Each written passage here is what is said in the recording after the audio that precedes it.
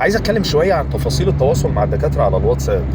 بسم الله والصلاه والسلام على اشرف خلق الله. ازي حضراتكم؟ انا الدكتور احمد الشريني، اخصائي امراض القلب. طبعا اول واهم معلومه اللي قتلت بحثا وكلنا دايما بنقولها ان التواصل مع الدكتور عن طريق التليفون او عن طريق الواتساب مش معمول خالص عشان الحالات الطارئه.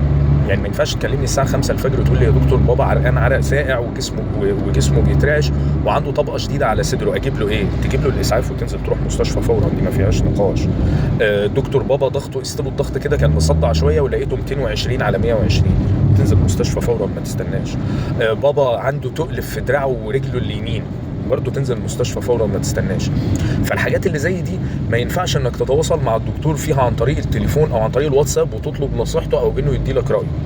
حتى في الحالات اللي انا عارفها ومتابعها بانتظام، في حاجات بسيطه اللي دايما بقدر ان انا اخد فيها قرار عن طريق الواتساب. قيس الضغط الصبح وبالليل وبلغني، عرفني معدل النبض ايه، قيس الاكسجين كده وتابعه معايا وعرفني. في حاجات كده علشان برضو لما في مرحله ما اضطر ان انا اقول لا عايزين ننزل. انا بطبعي دايما الناس اللي متابعه معايا عارفه انا بحب اكتب التفاصيل دايما في الروشته، علشان اول حاجه دايما هرد عليك بيها على الواتساب صور الروشته وش وظهر صوره واضحه وابعتها لي، عشان ابقى فاكر حالتك وعارف وضعك وعارف انا طالب منك ايه وههتم بايه وهقلق من ايه، ينفع تستنى لحد ما تجيلي العياده ولا لا الوضع ما يستناش ولازم تنزل وكده. طب من الحاجات بقى الغريبه والطريفه اللي انا بشوفها دايما ان الاقي حد باعت لي رساله كده بالظبط، النهجان زاد. ايوه، هو حضرتك مين؟ يعني انا مش ساحر والله، انا مش هعرف انت مين من رقم تليفونك. مين انت بتكلمني بخصوص مين؟ نهجان ايه اللي زاد؟ طب هو بينهج كان النهجان اللي عنده اصلا ده سببه ايه؟ انا اكيد ما اعرفش التفاصيل دي، لكن لما حضرتك تقول لي انا حاله فلان اللي متابع معاك وتصور لي روشته، نيجي بقى لصور لي روشته. ما اعرفش الناس بتضايق ليه من كلمه صور لي روشته، بيجي لهم حساسيه لما بقول له صور الروشته وش وظهر. في اللي بيصور لك الروشته وش بس.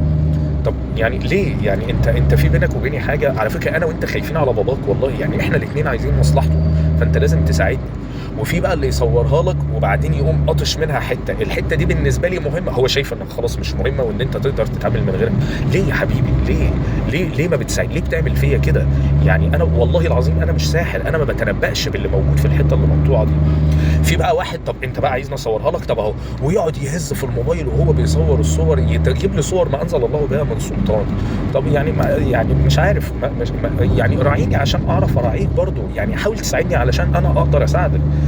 لما اقول لك انزل مستشفى قول لي يعني ما ينفعش نديله شويه ميه بسكر؟ ميه بسكر ايه ده؟ اشتباه جلطه في المخ يا حبيبي، ما ينفعش تستنى. فدايما خلينا دايما نراعي وما نسيئش استخدام كل حاجه، دايما يقولوا السلاح ذو حدين يعني.